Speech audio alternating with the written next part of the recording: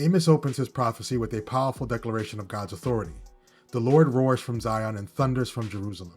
The pastures of the shepherds dry up and the top of Carmel withers. God's voice thunders like a lion, shaking the land and declaring judgment against those who have defied his righteousness. His presence is not limited to Israel. His justice extends to all nations. Amos delivers a series of condemnations against 6 Gentile nations, pronouncing God's wrath for their cruelty and injustice. Each judgment follows a pattern. Damascus, they will be punished for brutalizing Gilead with iron-threshing sludges. Gaza, or Philistia, condemned for capturing entire communities and selling them into slavery. Tyre, judged for violating a treaty of brotherhood and selling captives into slavery.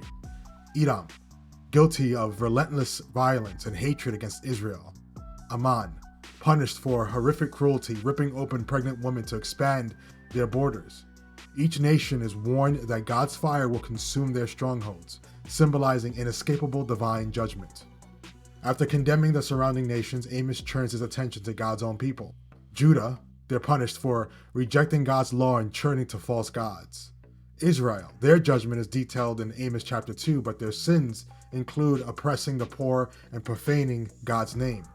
Amos makes it clear, no one is exempt from God's justice, even those who claim to follow him.